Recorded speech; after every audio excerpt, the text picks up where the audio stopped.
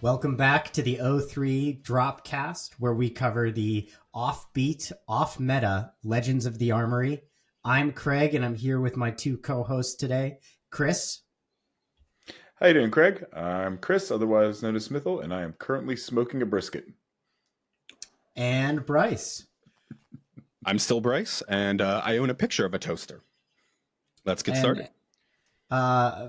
Before we do, what's up with this brisket? A little bit of details there. So Craig, we have a wonderful D&D session going on. Brice is a part of it, and for my birthday, slash early Father's Day gift, my wife got me like this big professional smoker thing, and I can smoke like 6-7 briskets at a time. And I was like, guys, for D&D this week, I'm just throwing a brisket in there just so I have an excuse to use it.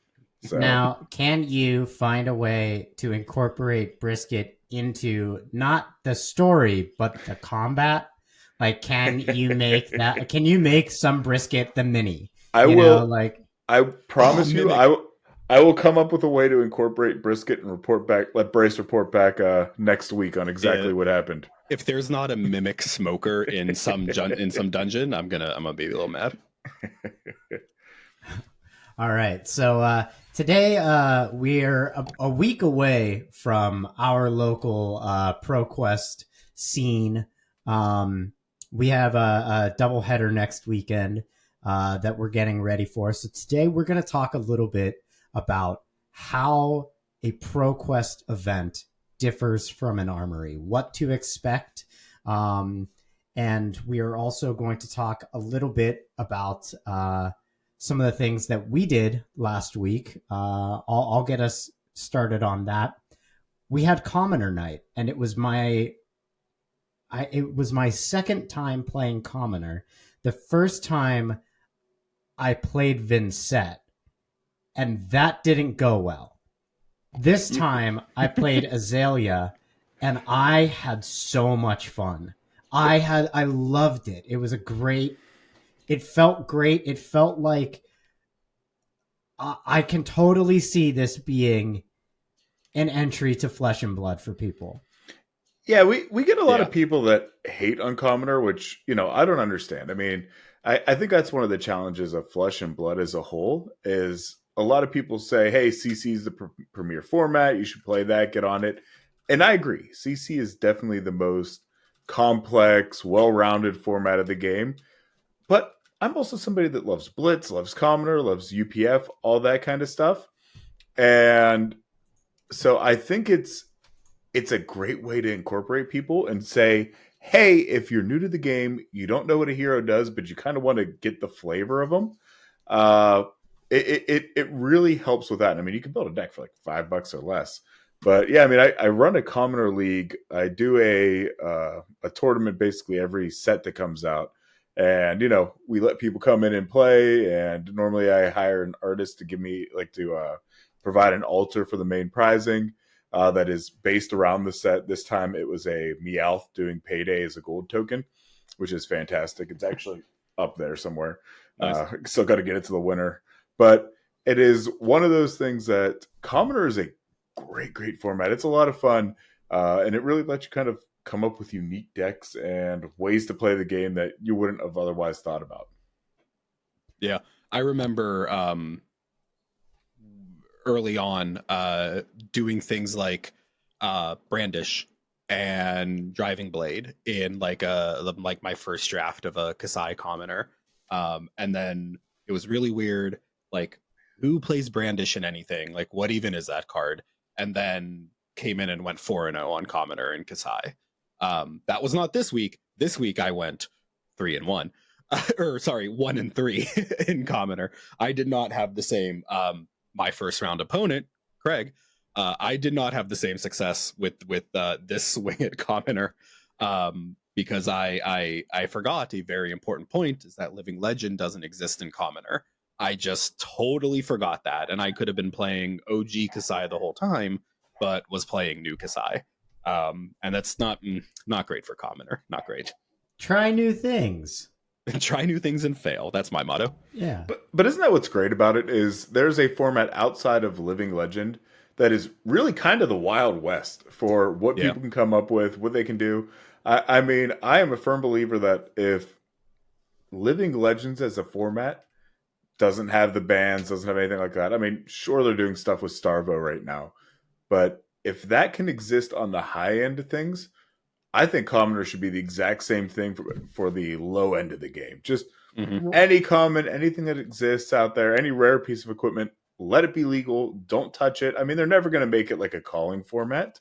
So why mess with it too much? Just let people have fun, build these jank and busted and really cool decks without going too deep into it. But the entry for the barrier for entry is so much lower than any other format. The difference between Commoner and Blitz felt like monumental. You know, I word good. It felt like so much more accessible because it's like, yes, I could actually just be handed these cards in a pack no one wants.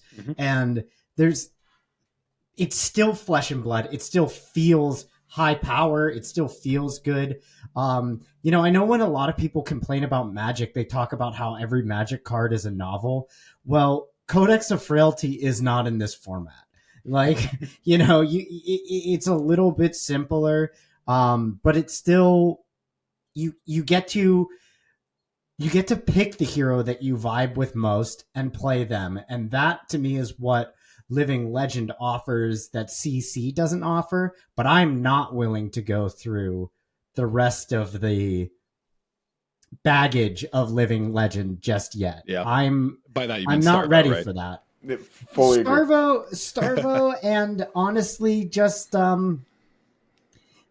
all the decks that people say, like, I'm so glad that's not in the game anymore. I missed a lot of those decks, but it's not a good sales pitch to be like, I'm so happy that OG Prism's not in this game. She was the fucking worst to play against.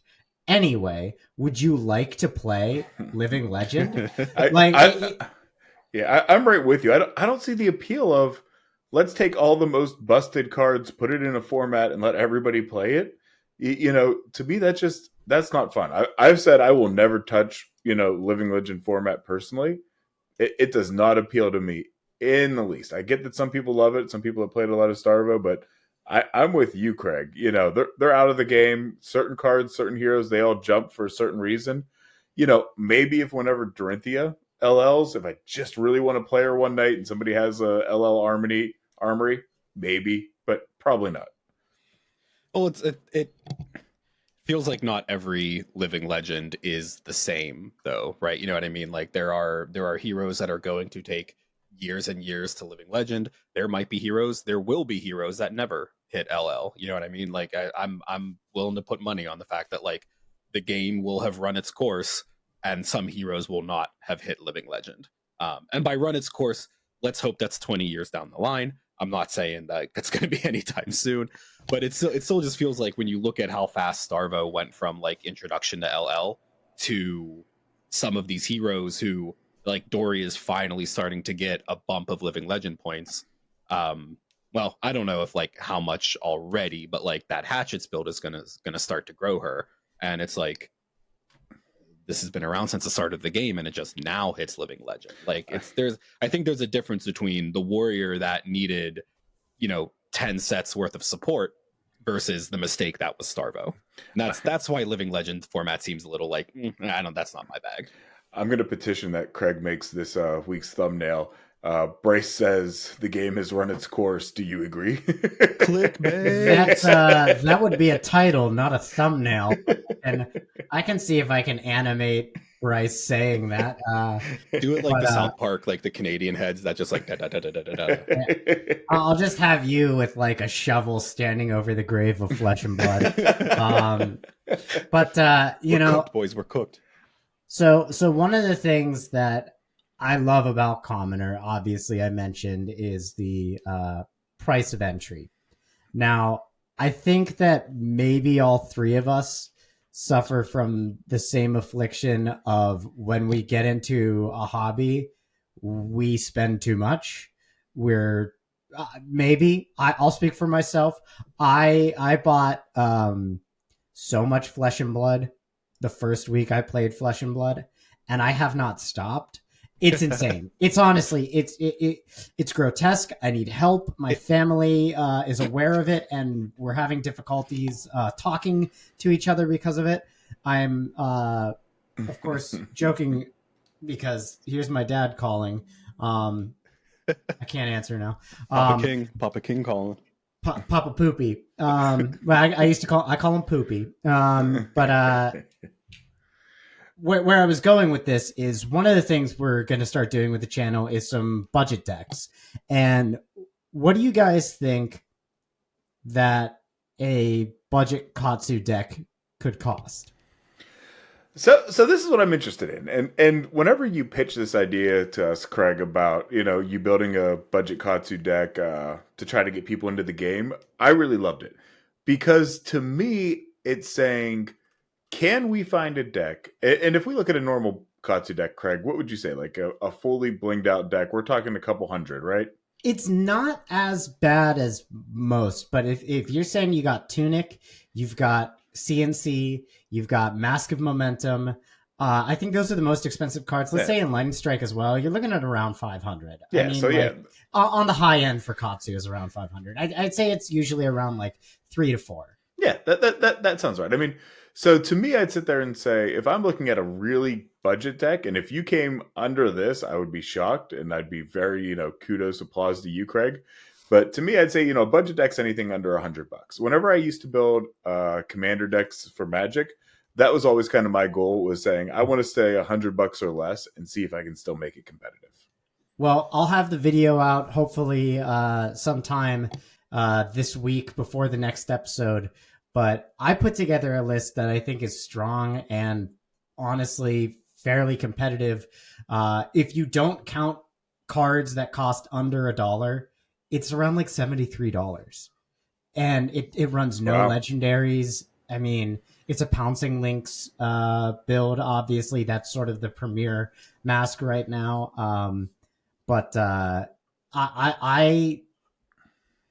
was on the one hand surprised that I could get it that low, and on the other, I was a little bit disappointed to know that that's the cost of entry if you're not playing KO. I cannot think of a hero that would have a cheaper cost of entry, personally. Just based off equipment, I mean, how many other heroes do you think that you could build a deck that you could reasonably win more than you lose at a Battle Hardened that does not run any legendaries? I think the only one that you could maybe potentially put in the boat would be Fi. I think Fi would be similar to Katsu in that a lot of the Fi decks, they aren't running too many terribly pieces of gear. You obviously got the chess piece. You got they have Art of Wars. Yeah, Art of Wars in the deck, things like that. But I mean, that's the only other thing I think you could be somewhat competitive and relatively cheap, or around that same price point. But outside of that, I think you're right in that it would be very hard and certainly a challenge and something cool to see people come up with. To build a deck around that. Maybe Riptide as well, but even that would be kind of close. Well, what's Flame Skull Furnace right now? Like 50, 55? It's about 50. 55? Yeah. That's like half the price you're shooting to stay under. I mean, I think you kind of answered it as you were talking, but what I was going to ask going into that is, when you say budget, you don't necessarily mean commoner, right? Just like open building, just how cheap can you get it while still having it be viable. This deck is so close to the Katsu deck that I run. It's just, instead of CNCs, we have my sideboard for Illusionist is Wage Gold. Just gets it down to a that way it can't be triumphed to not be a pauper. I have Salt the Wound in there, but I don't have Tenacity because Tenacity is expensive right now. no ancestral empowerment or I'm sorry, ancestral harmony or art of war. But the beautiful thing with Katsu is like you can still pop off. You don't. I have won games without those cards many times. Yeah, absolutely. So I mean, so many of the cards, it's like, Bonds of Ancestry is rare. You can go to a local game store and just be like, hey, when was the last time you guys drafted Outsiders? Did people leave stuff behind? Can I go through it? Or do you just have a box of bulk? It'll be in there. It's not in it's an amazing card, but it's not in the expensive card bin. It's in the chaff bin.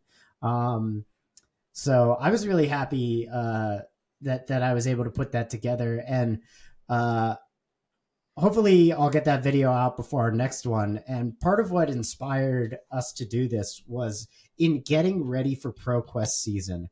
Our team, Smash with Green Tree, had a player, Jeff Stam, who put together a overview of Riptide. He is a Riptide specialist, and this overview was not how to play Riptide. It was how to play against Riptide. And I think that that's what a lot of players going into ProQuest need experience with. It's not how do you pilot your deck. It's how do you strategize against your opponent's deck? How do you value your opponent's threats? And I think that I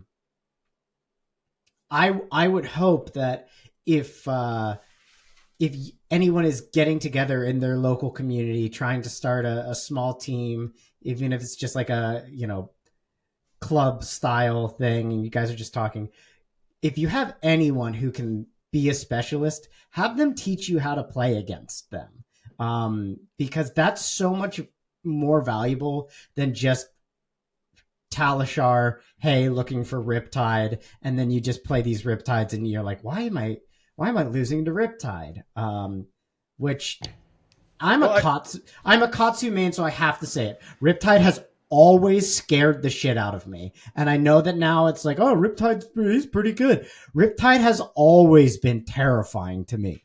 So well, and I think that's something too that's interesting is, especially if you have somebody that is a friend or somebody that pilots a deck like this well. So like, we're talking about Jeff Stam, every time people were sitting there saying Riptide's trash, don't play him, he has never wavered from Riptide could be good. People just need to learn to play him right. The answer may not necessarily be all fatigue, all trap Riptide. There may be an aggro option in there. And he's put a lot of time and effort into building a very good, very solid Riptide deck. And I think why it's important, Craig, as you said, to kind of have friends and have people that can do that, is that a lot of times you'll run into these heroes at ProQuests or things like that all of a sudden, sorry, I'm getting really distracted. There's a bug crawling on my camera and it's freaking me out. I apologize. But and I'm like, is it going to be on the screen? Give it a little bit. Yeah, sorry. But anyway, it's one of those things that if you don't see a lot of Riptides or you don't see a lot of Katsus and then you go to a ProQuest, you may pair into one and go, what the heck is this? I've only prepped for the meta heroes. I've only prepped for the top. Now I have no clue what to do and be completely lost. So, yeah. I think it's very important to have people like that in your community. So when you go to a ProQuest and you are paired against someone that you don't understand their hero, what's the protocol there, right? Because people might not know what they're allowed to do, what they're not allowed to do. First of all, you can always ask to read the card. As long as it's public, you can ask to read it. Yeah. I mean, they can't hide any kind of information from you about what a card does or misrepresent it or something like that. Now, they don't have to sit there and say, here, let me explain to you everything that this card does. Right. But they basically have to make sure that you see the card, you've read the card, you're aware of what it does, and all that kind of stuff. Or they can't say like, oh, E-Strike, I don't have to put a card on the bottom, or like, I just got to pick one of these modes. You got to be factual about it. Or ask your opponent. Say, hey, this is what I'm reading. Is this correct? Is this what it does? And if they don't want to answer, if there's anything like that, don't hesitate to call a judge. I think that's one of the things that most new players are hesitant to do or afraid to do is raise their hand and yell judge. As somebody that's a judge myself, I always encourage it.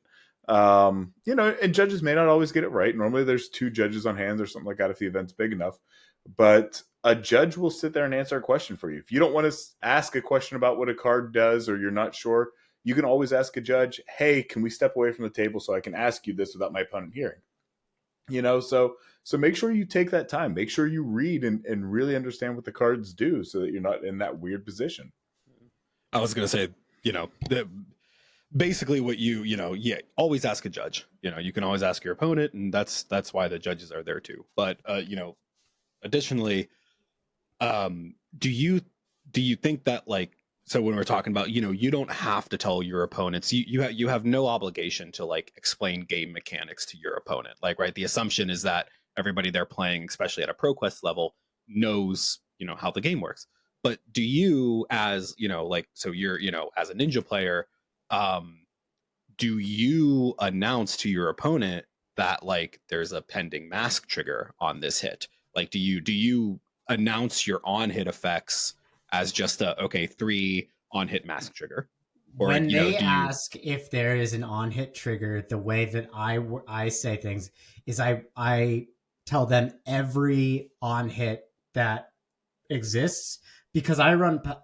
So if they ask it and it's for Mask of Momentum, I will let them know that. I will not hide that information. But I also will, if it's the first time something hit, like if I play a Surging Strike and then I play a Whelming Gust Wave and they go, like, is there an on hit?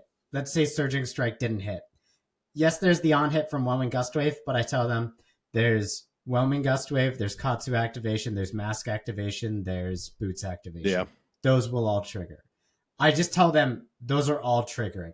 I won't tell them if I'm resolving them, because a lot of those triggers you don't want to resolve, like, contextually based off what's in your hand. Like, maybe I have a follow-up and I don't want to discard anything. I just want, or maybe I want to draw and then discard, right? I don't tell them what I plan to do with it, but I will say, this is the game state. This is everything that's available in the game state. Because I feel that if I were to give half that information, I personally feel that's quite misleading. So if they ask me what my on hits are, I tell them this. And then they go, oh shit, I better block. And I'm like, that's not what I said. No, exactly. Yeah. You can give them facts, and then it's up to the player to analyze how those facts should be played in their head. But that's, I mean, I don't think that either way is incorrect. I don't, you know what I mean? I've at an armory level, we've definitely had situations where it was like, oh, okay, well, I just wasn't aware that was like a thing. Like, can I add a different block? If I would have known that information, I would have blocked differently. If you're in a state where like the game state hasn't progressed, and it's a different situation if you're like, if you let them do the trigger and then you're like, oh no, I didn't know that. But like, again, difference between armory and a level 4 event kind of thing. Like, but I don't think it's bad to just be like, here's the 5 coming at you. Is it polite, and is it good, gamesmanship to be like, just so you know, presenting these on hits? I don't think it's incorrect, or I don't think it's malicious or like misguided to not give up that information to your opponent, even though I have so many times been on the wrong end of that, been on the end of like, oh boy, I wish I would have known that information. I still don't think it's like incorrect. But it's just, if your opponent is being transparent about the information and you misunderstand it, you don't fully, like, let's say there's they're Azalea, they're I don't know, they're dominating something, but they have snaps, or I don't know. But let's just say that you make a mistake that normally at an armory level you go, oh, I didn't realize X. Can I do this instead?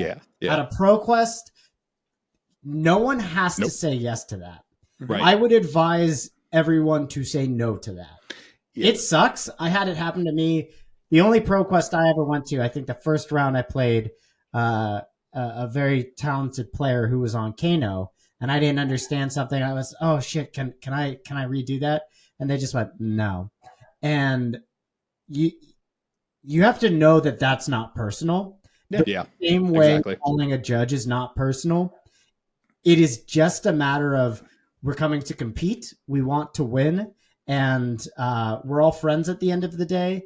But it's not casual play. It's competitive play. So if you mess up and you say, "Oh shit," I played my flick flack wrong, and I now my combo card doesn't, and then I blocked with something that didn't have combo or something, whatever it is. Can't go back. You go back to the last legal game action if something has happened that is not possible. So if someone does something that they are not allowed to do and it's still during that turn, you go back to the last legal game action they took. Yeah, and I think that's something too that a lot of people struggle with, because again, most of the time when you're playing armory level, maybe Talishar with undos permitted, and you want to be friendly. A lot of people are your locals and things like that, and they say, "I made a mistake, I take it back." Most of the time, we say, "Yeah." That's something that I know I personally struggle with, and many other people do too. Is when we get to these ProQuest levels or calling levels or something like that, and somebody says, I made a mistake, can I take it back? You instinctively, most of us want to be like, yeah, you can, but you almost have to get comfortable saying no. Like, it's different for me if somebody's like, they started something and they're getting ready to play their first card and they say, oh, wait, I haven't done a tunic trigger or something like that, but like we haven't progressed till the end of turn, or we haven't done anything like that. I'm like, yeah, sure, take it. But if somebody says, oh, I meant to block with this card, but, I chose something else, can I take that back? At that point, I say no, because, I may have already made decisions, or I may have already done something, and progressed the chain along to a point where I said, if you would have done that, I could have done something different. So it's a hard thing to do, saying no, but you just have to get comfortable with it. Even if it doesn't affect the outcome of, even if it doesn't affect the outcome of the chain link specifically, right? Like, oh, I use this 3 block, I meant to use this 3 block. It's still information, right? Like it's not really fair to like the game state that what's in their hand, because then next turn they're going to come back and be like, oh well, you knew, so that's not fair. It's like, well, you gave it up, like you but like on the other hand, from what you said, like the one the last ProQuest we did, or whatever it was, that like when we rented the fire hall, I on the other hand, I've literally had people be like, my opponent was like, you missed the tunic trigger before we like start resolving things. He's like, dude, do your tunic trigger. Like I played my first attack and he was like, you should do your tunic trigger first. Yeah. I was like, oh, I was like, you sure, dude? And he's like some people just want to play, you know what I mean? Like, and it's local PQs aren't necessarily as competitive as like, now if you're at like a calling or something, it's like, no, you play the game. Or the one thing I'd sit there and say too is, even if you recognize somebody made a mistake and you're like, okay, I'm not going to call it out, a legal mistake. I'm not saying they broke a rule or something, right? Like you're like, oh, they gave something go again. Yeah, misplay.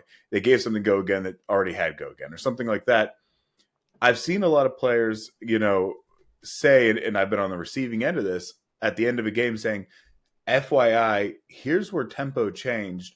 Your next match, be careful. Don't do this, and I did just that one time. I, was playing Dory. My sword attack already had go again and it hit. And in my head, I forgot about that trigger of it already having go again. So I cracked bolters. You know what I mean? I just gave up my bolters for it. Yeah. And at the end, he goes, why did you do that? And I said, what are you talking about? I had to get go again. He goes, no, you played this first. And I've made that play 1,000 times in my life. And I go, why today did I make that mistake? And so for the rest of the event, I kept going, I need to be cognizant and not feel rushed. A lot of times when you get to these events, people are sitting there saying, look, we got to play at a good pace because I don't want to go to time and get a draw. And they'll be playing fast. And you may instinctively go, I got to keep pace. I got to keep pace. I got to keep pace. Don't. Play at your speed. Now, don't slow play. Play at a reasonable pace to progress the game, but make sure you're playing with all the information available to you. That's also matchup dependent too, right? Like if you're Yes. playing a Guardian, you should have it in your head like I need to maybe have a little bit more pace because this is going, not because the player is going to take long, because it's going to intrinsically be a longer game, like Guardian versus Warrior. Like that's going to be a slog. Just make your decisions, and you can't. Make sure, like, even if they just throw something down, say, take a breath, look, say they played this. What do they have floating pitch wise? How many cards in hand? Could there be a pummel? Could there be a razor? Could there be something else? Take that second, look, evaluate the game state, then move on. Don't just go because you were like, okay, pass my turn, and they go, CNC go. Like, wait, take that time. Just because their turn was an easy decision doesn't mean yours has to be also. Yes, look what you drew up, analyze what your next turn is, take that time, and then move forward. You know, so you may have only seen your cards for half a second at that point. I think a way to sort of put a pin on this is to say your misplays are part of gameplay, and your opponent is not sharking you. They're not cheating you if they're abiding by gameplay. Exactly. It is totally within your right to play poorly. And it is not your opponent's responsibility to make sure that you play better. However, I mean, it might feel like someone is, not kind because they didn't help you with the game, but you have to remember they're there to win too. And if it's not personal, if you make it not personal for you and they make it not personal for them, there won't be a problem. You just got to remember it's just gameplay, and your misplays are part of your gameplay. Real quick before we move on, playing poorly is a right that we will fight for. We will fight for all of your rights to play poorly. Trust us. In fact, I encourage it. Yeah, I encourage you all to play poorly at the ProQuest as well. I'm not gonna, but I think you guys should. I might. So we got some new specializations that we can talk about because they're pretty good. Pretty good. I think personally between the two of them, the more exciting one is probably Olympia. The better one is probably Victor's. I think Victor's is just fucking insane. I mean, as long as you control one gold that isn't your shield and you have a tunic counter up, if you play that from Arsenal, you're immediately going to a 5-card hand with 3 golds and 3 mites. It's gross. It's gross. It has gross. Go again for some reason. Yeah, why does it have go again? That card should not have go again. It shouldn't.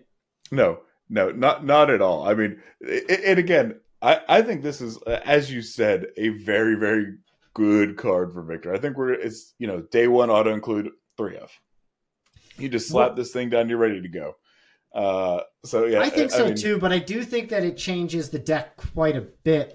Based off the clashes. I mean, like now you have more ability to win clashes based off of making more gold, but you have more misses. So what's getting taken out?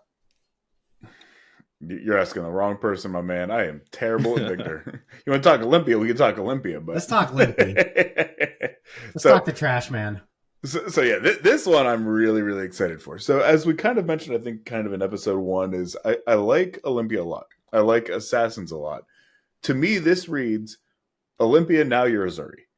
Like, I am so excited for this. So the card is Visit the Golden Anvil for people that are listening, via audio or haven't seen it yet.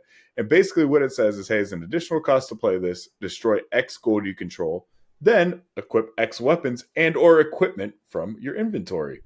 So it's basically saying, have fun, put all kinds of weird equipment in your deck sideboard, play this out, get them. So now Olympia, the way I kind of played them was always very control-y. Now you're kind of getting this, I want to wager and build gold because I'm going to sit here and try to find ways to just recur armor as fast as I can. You know what I mean? I mean, like we were talking in Discord, the Green Tree Sports Cards one, and we were saying, do we see Royal Olympia now? Where basically you're sitting there saying, I'm going to go in with Crown of Dominion, play, I think it's cash in or something like that, where it's like destroy X pieces of equipment. Cash out. Or cash out. Cash out. So cash out, but then you play cash in to basically get gold or whatever the case may be, or play something like that. And then you play this. So it's basically saying, I want to find a way to start with a free gold, destroy the helm, bring this sucker in, and then, have maybe a Crown of Providence, have a, I don't know, his spec helmet. There's all kinds of options. Or another Crown of Dominion. Yeah, or another Crown of Dominion, just another gold. When you equip it, you get gold. Yeah. I mean, there's so many cool things that you can do with it that, to me, as a warrior player and somebody that likes it, it's just basically saying, give me free health. You know what I mean? Like, imagine, like, right now I play Braveforge Bracers in almost all of my warrior decks because Battle Worn's better than Temper. But maybe I play Ironsong Versus with an Ironsong Versus in my sideboard, and then go, now I can sit there and play it out when I absolutely need that one block, play it, and then just get another one. You know what I mean? Let me ask this, since you're the number one trash man player this side of the Mississippi. Do you think that Olympia is now the second best warrior? I would say behind Dory. I think it's I think Olympia might be. I think that ability is so inherently strong. I think Olympia had. Yeah. I think Bolton is better than Olympia. I think right now it's Dory, Bolton, and then I think this may put Olympia up there. I think we're going to see a lot of real broken fatigue Olympias coming out that are just going to buy time, wait for a really good wager opportunity, get a couple gold, buy time, wager opportunity, now re-equip some weapons. There's somebody, I wish I could remember his name on Twitter right now. He's building a Talishar Olympia where he's just like, throwing 3 Talishars in my deck and we're just swinging all day. Like, it is a really cool opportunity that you're just saying, get free armor, get free everything that you need as long as you're getting gold. And so I think that's going to be the balance right now, is how do we make sure that we're generating enough gold to utilize this card? And then how many copies do we want? Is it a 1 of? Is it a 2 of? I think 3 feels heavy, but then again, it's a blue block 3 that if you're playing Decimator Olympia, it swings the axe and it blocks for 3. You really can't beat it. I do want to say on record that I think Parry Blade is absolutely a trap. People who are talking about Parry Blade, I'm going on record. If you run more than one of those in your deck, it's the wrong decision. Mm-hmm. I don't even think one. It only blocks weapons, as far as I remember. Just not a good idea to trade a weapon and hope you draw one of your power cards.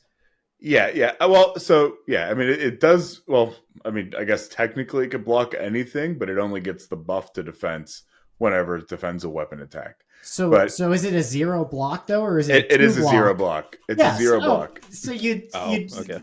Yeah, so if you want to throw a blade break, if you want to throw a blade break just to get rid of it, I guess, for some sort of reason, you may have that opportunity, but I can't imagine when you would. But I don't think there's a scenario in which that is better than just running a different weapon. Yeah, not even yet. in limited. You're probably right, but now here comes the question: does Olympia turn into a one-hand shield kind of hero? Do you start playing Bastion of Unity? Right now, that has temper, and if you're defending with a card from hand, it gets +1. So basically, you can say 2 block, bring it down to 1. As long as you're defending with something else. Now 1 block, destroy it, bring in another Bastion, do the same thing, and just keep swinging away with something like Hot Streak.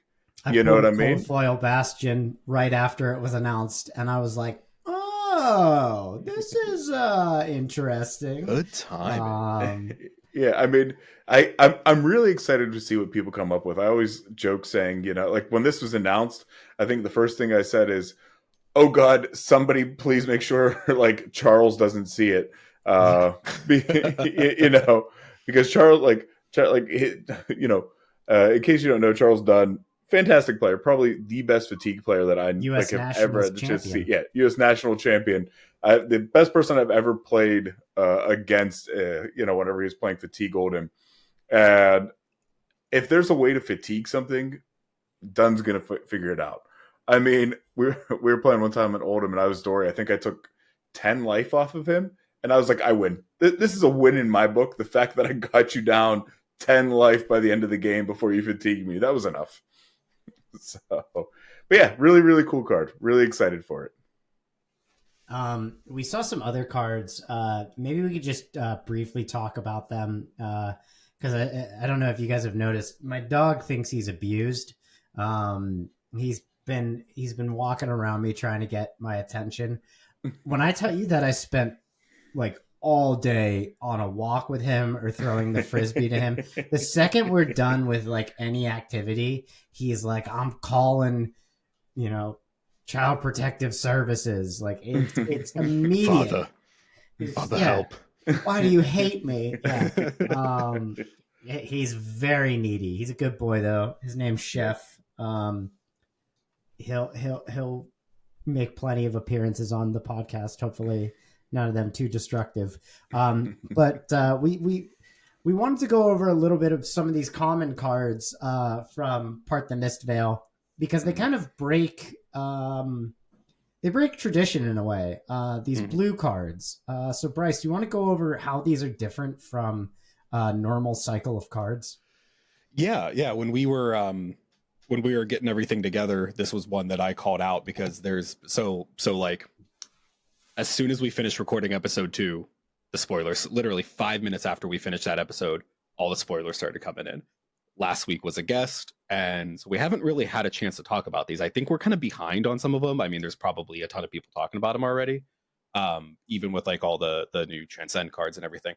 But the one that really caught my eye as being very interesting is this cycle that they have of Droplet, Rising Tide, Tidal Surge, and Spillover. Thematically, I mean, these things are pretty cool on their own. It's literally just like increasingly devastating amounts of water, right? Like you go from a droplet to like this rushing, tsunami wave. And as I did read those out of order, unfortunately. The idea is, and like what Craig mentioned, how they kind of break the normal, they kind of break the mold of a cycle, right? Like with the red, yellow, blue cycle. These are very interesting because they're all blue. They all have the same bonus text, whatever you want to call that, which is, if you've played another blue card this turn, this gets +2. The catch with them being is that instead of a normal color cycle, they just increase by 1 for cost for each one you go. So Droplet is a 0 cost for 2, with the stipulation of if you've played another blue, it gets +2. Rising Tide is a 1 cost for 3. Spillover is a 2 cost for 4, and Tidal Surge is a 3 cost for 5. Again, all blue. I don't think we've seen anything like this. I can't remember. Kind of, like I said, breaking that mold of a normal red, yellow, blue. I don't know what to say other than I think that's a really cool design space. I'm hoping to see more of that. Because I think that kind of fixed has a similar one, but not. Mechanologist has 0 to 60, and then Throttle, and then they each go up by 1, but it's not quite the same because they're not in the same. They all have rainbow colors, so it's not like they're all red or all blue. This is very specifically a cycle only of blue cards, as far as we know. And I think, that is true. I guess, to be fair, we cannot be certain that there isn't a cycle, but the way these cards are laid out, it doesn't really look like there would be. But that's, there's some things that fixes, primarily the problem that 9 out of 10 times yellows get ignored. You know what I mean? There's so many cards that like literally nobody plays the yellows. It's you. Guardian is a huge example of that. You're throwing the blues and the reds in, and the yellow is kindling for your fire. But this kind of it fits with Mistveil, is going to be a very blue heavy set. It feels like, but just the idea of taking that cycle of cards and throwing them in as all the same color, but just increasing the cost. I kind of hope to see more of that. I like it. I think it's a unique design space. It's something very different. And I'm just kind of excited to see how those play out and how they fit into decks for Mistveil. I think it's a great choice because we know that blue cards that are in a cycle are going to, obviously, I mean, this is how Flesh and Blood works. They're going to be the least powerful. They're going to make the most resources, but they're going to come at the cost of being less powerful. And so to be able to run blues that kind of break the mold on that and still get the value that you might expect from a red, that's awesome. I think that's exactly what I wanted to see from Mystics when they had first showed us that. I was worried about all this blue synergy. Well, how do you get any gas? And they're saying, well, you do. It's just in blue, which is, okay. Let's see it. Yeah.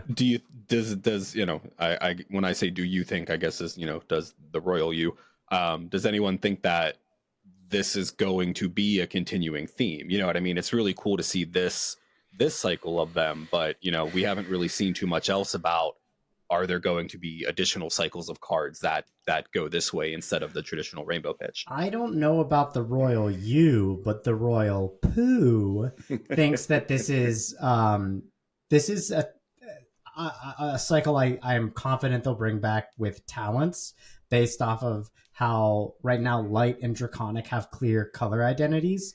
So I absolutely think this is something that if they continue to explore, because I mean, there's always been this sort of, okay, well, how do we push, Bolton wants to play these yellows, but they're not that good. I think this is very likely to make reappearance.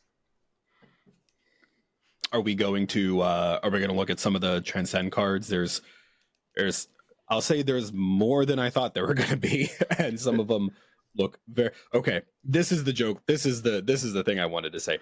Chris, remember in episode 2 when I was like, "Hey, you don't have to get all the marbles, right? Like it's not a requirement." I take that back. That is a lie. I am going to get every one of these marbles because they all look so freaking cool. We all made fun of you in the side chat when you said that. We're like, this guy. I think you guys make fun of me for more than that. That's true. Now I'm gonna get on my old man, get off my lawn, box here. But these cards, these marbles, and the art of this set is my favorite art and my absolute most hated art out of every set we've had so far. So I love it. They are the most gorgeous cards I think I've seen in any card game in quite some time. I mean, there's just no denying that the art is so good. However, I am very, very concerned about the text. The white text is hard to read on those marbles. The white text on so many of them being like yellows or light colored cards. I'm not afraid to admit I just turned 37 yesterday at the time of recording. I am now at the age where I pull out a cell phone at restaurants and get my flashlight to see if I can read the menu. and so, this whole white on light colors, it terrifies me that it's bad for my old man eyes. I'm like, I can't see it. I can't read it. Maybe they're in person pushing it's you going to out, look a lot man. better. They're pushing you out of the game. It's a young kid's game now. This is a young man's game. And, they say if you can't play, you coach. And if you can't coach, Coach Jim. I'm in the Coach Jim age. You know what I mean? Yeah. But yeah, I mean, I think they're gorgeous. I love the cards. I think they're really, really cool. I like everything they're doing with it. Stir the Pot specifically. I need a copy of Stir the Pot. Yeah. That one. Would you say that's your favorite one so far I think Stir the Pot. You just can't beat it. It very much gives me Studio Ghibli kind of feels to it. Yeah, exactly. Stir the Pot and Passover. Passover is also a very, very cool looking card. Yeah. Path Well Traveled is my favorite, but. Path Well Traveled. Now I gotta look it up. On Fabrary, it's one of the ones that's only still in Japanese still. Okay, man. I mean, there's so many cool ones, and I'm gonna be excited for this set, just every minute of every day till it comes out. I do want to start looking to wrap up here. So do you guys mind if I have some poopy time? Yeah, let's poop time it up. I just have some of my own. It's all good, man. Nice. Doesn't it feel great to have poopy time? I had Thai food today. Oh, you're talking about... Ew! Don't worry about it. What are you talking about?